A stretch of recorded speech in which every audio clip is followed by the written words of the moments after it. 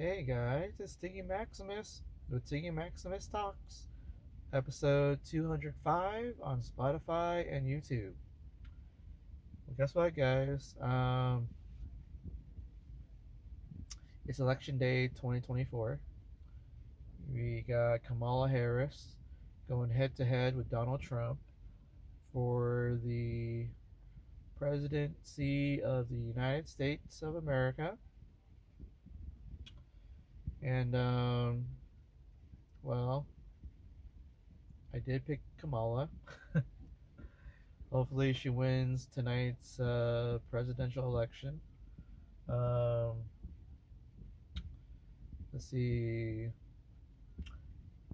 On this episode, guys, I'm just going to review one comedy show, as I had promised. The Turquoise Europa Cafe comedy show, hosted and produced by Dalina Horchata. She had a she had an amazing headliner on her show, Josh Florhaug. Florhaug. Um, First time seeing the guy, and well, I'm glad that he went last. Um, so Delina went up first, and I like going to the Turquoise Europa Cafe. You got some good food when they have whatever is available, and great atmosphere. You can easily just chill out if you're in the middle of Pacific Beach. Um, oh, before I forget, boop, boop. Um, so then it went up. She got the crowd started, um, like she normally does. She brings some good energy. Um, she did tell some interesting jokes. Did get some good laughs from the crowd. Um, I would say overall, Dalina Horchata was a 7.8 out of 10 for her comedy. Um,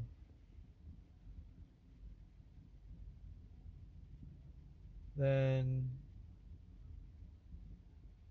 I would say the next person that went up was Titus Simondi. Uh, Titus, the fact that I got to see a full set from him, um, I was I was impressed, and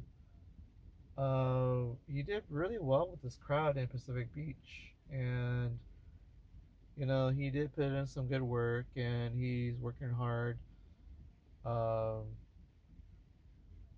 just kind of putting things together, and become one of the funniest comics in San Diego. You can tell he put some effort into it, and honestly, I enjoyed his set. Crowd that was there, it was a nice packed crowd inside the Turquoise Europa Cafe, and they liked him. I want to say Titus was a 8.5 out of 10 for his comedy. Um, then I believe it was Shane Chase. Um, I always liked his little joke about how he has a roommate, doesn't like the roommate, doesn't pay the rent, eats all the food, and then says that his wife says you should be nice to your son. Um, that was a nice misdirection there, and I actually like that the most. Um, he did. kind of mentioned how he was kind of in the military. um, uh, that was kind of interesting, and he had this. Oh, he talked about having a three-way. He likes to gloat about that. That was actually pretty fun to hear, considering he felt pretty useless in a three-way. Um, so overall, um, he did all right. He might have started a little slow with getting the crowd behind him, but he ended up always getting the punchline, and he always got those people to laugh.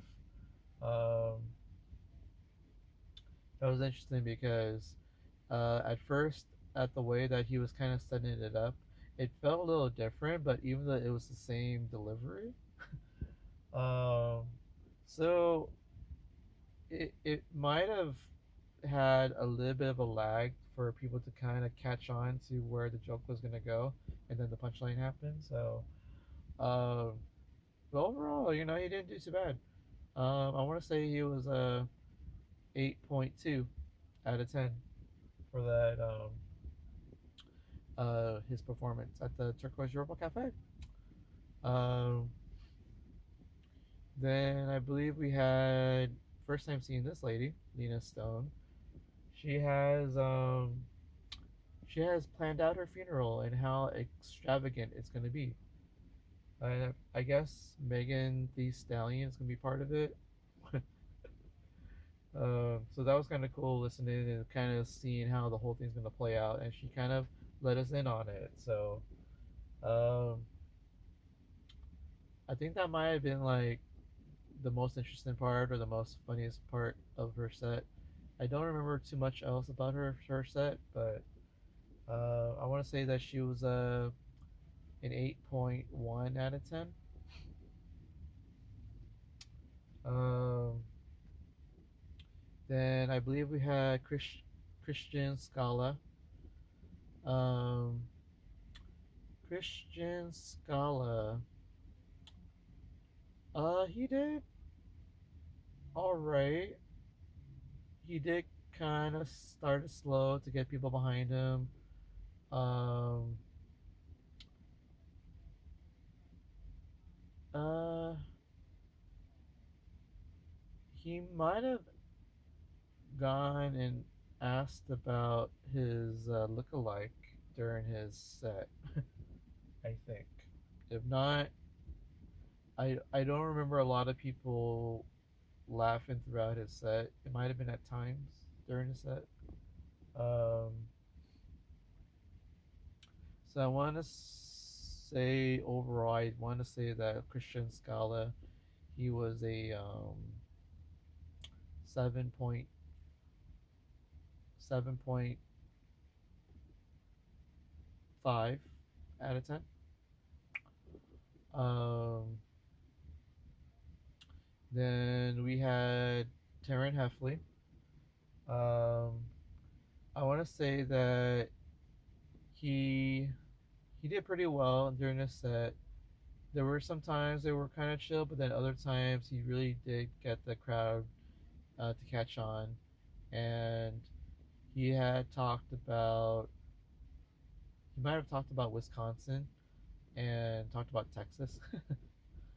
Apparently, um, there's a lot of cheese references. Um, uh,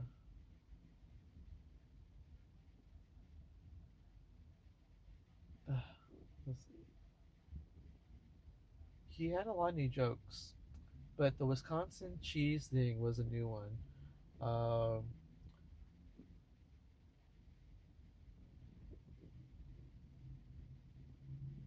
he did kind of reference abortion at some point, which is kind of interesting because uh,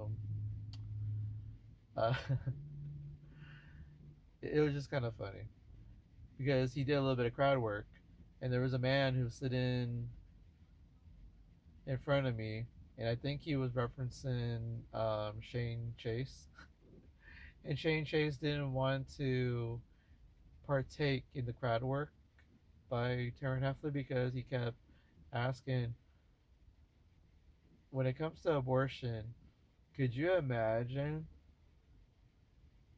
this body or this face is being uh, formed inside you, your tummy? Would you want to abort this? And it was just funny because like he puts it on the spot, and whatever answer comes out of this, it's always going to be a little bit cringe, but it was funny. So Taryn Heffley did pretty well. I want to say he was 8.5 out of 10. Uh, and then we have Aaron Gonzalez. Um, it's always nice to see Aaron Gonzalez, and she was second to last. Although I felt that it got to be really chill during her set, and she probably had maybe a few things that were funny, but the crowd, I think they might have lost her. And um, but I mean, I always follow along, and then there were punchlines, and it made sense for the punchlines, and uh,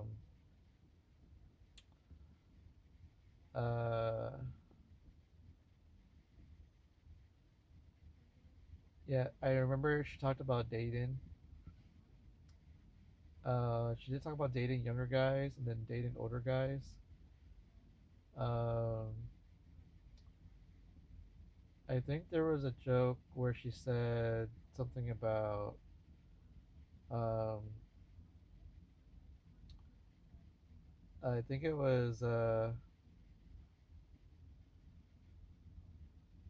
um, either she said something about, oh, the younger guy might have tried to get her to pay for dinner, and then said something about he said that he had lost his wallet, and then I think she had to reply for it, like, oh, I forgot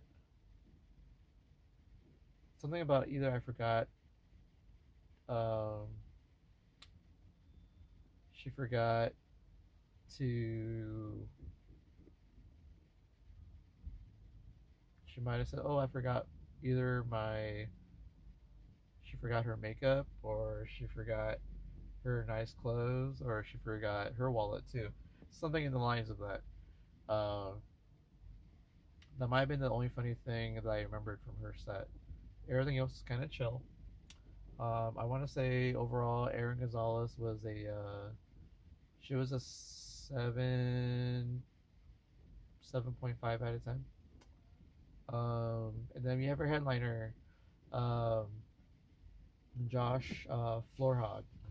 So, um, Josh Florhaug, uh, he was a little intense, but he got jokes, punchlines almost every single minute, and got the crowd just laughing the whole time. And it was hard for me to keep up, actually. He did really well with this crowd. I'm glad I got to see him, and he was rightfully placed as a headliner. Um, I want to say he talked about his hair. He talked about he might have talked about job applications. Um, he always references appearance, and he just kept getting more laughs and laughs and laughs. So overall, I want to say Josh Florhaug, he was a 9.1 out of 10. I really enjoyed seeing him for the first time at this show, which has a packed crowd. So this is gonna keep getting to be a very hot spot for comedy on Friday nights every month at the Turquoise Europa Cafe. Um, oh, and I had the fettuccine with meatballs and marinara sauce. A lot of good stuff. The fettuccine with meatball, I want to say it was 8.5 out of 10. Um, and yeah, Josh Florhaug, he was a 9.1 out of 10. Headlining and closing out the show at the Turquoise Europa Cafe, hosted by Dalina Horchata. Um, oh, and before I forget, Chargers won again. Number one defense in all the NFL. Only gave up 10 points against the Cleveland Browns. They beat the Cleveland Browns 27-10. Quentin Johnston got a touchdown. Joshua Palmer got a touchdown. J.K. Dobbins got two touchdowns. So Justin Herbert, he was doing pretty well. Um, so I'm glad that he's mostly healthy now. And just the Chargers defense just kind of suffocated Nick Chubbs and the Jameis Winston. Um, got a lot of turnovers. So Chargers did pretty well. 27-10. Now the Chargers are 5-3, and I believe the Chargers are now the number.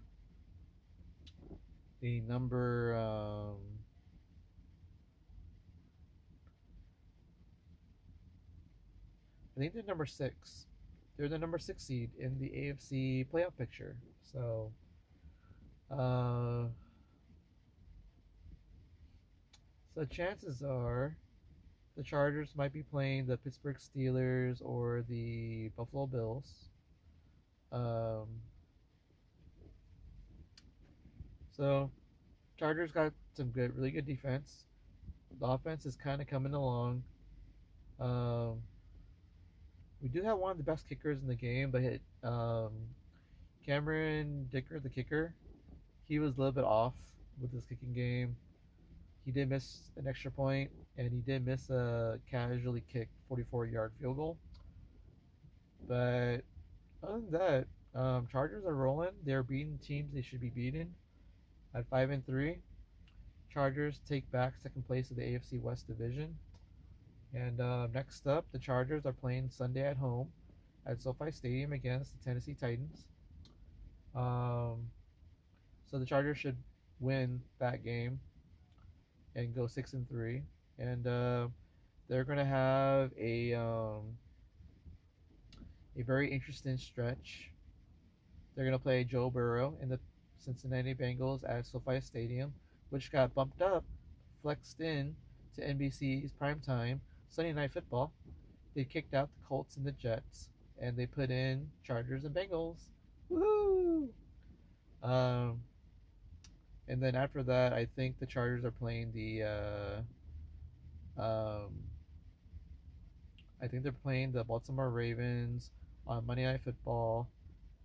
Either it's going to be after the Bengals game or it's going to be after playing the Falcons, which has Kirk Cousins, who are now number one in the NFC South Division. So that should be fun to watch. And then, so between the two of them, it's either Falcons first or Ravens, and then Ravens, or it'd be Ravens first and then Falcons after playing the Bengals. So, and the end of that 5 week stretch, Chargers get a rematch with Patrick Mahomes and the Kansas City Chiefs. I feel that because the Chargers barely lost to the Chiefs when Herbert was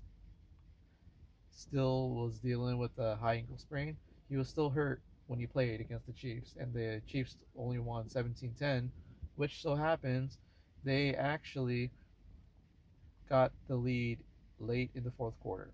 So the Chargers had the Chiefs and Mahomes um, contained for 3 quarters, but they finally gave up the lead to the Chiefs in the fourth quarter. That was because there was no more offense from the Chargers after halftime because they were leading 10-0, but the Chiefs managed to keep the Chargers at 10 points for the rest of the game with a injured Justin Herbert playing that game. Now that he's fully healthy, or just about healthy, and the Chargers are going to be more healthy in 5 weeks, rematching with the Kansas City Chiefs, two-time defending Super Bowl champions, I had a feeling here that Chiefs are going to have a loss. That might be the first loss of the season, And it's going to happen when the Chargers come to Kansas City and beat the Kansas City Chiefs on their home turf. And I don't think the Chiefs will want to play against the Chargers in the playoffs because I think the Chargers are getting better and better. Prove a lot of doubters wrong. The only way you can do that is keep winning and beat the good teams. So cross my fingers that the Chargers beat the Chiefs in 5 weeks. I would say by that time the Chargers might end up being 10-3. But at that point, maybe 9-4, but 10-3 is very possible. So go Chargers. Well, that's it for me, guys. I'm actually going to a massage appointment. Need to work on my neck and my back. I already turned in my ballot for the election. I did vote for Kamala Harris, so hopefully she wins the presidency tonight. Well, guys, remember to have some good food, hang out with some good company, watch some good fights, watch some good sports, um, watch some good comedy shows. You know the saying goes.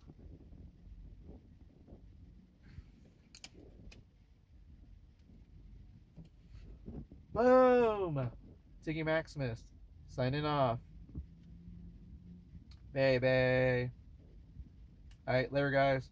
Remember to follow, subscribe, donate, listen, spread the word of the podcast. Later, guys. Booyaka! Shama!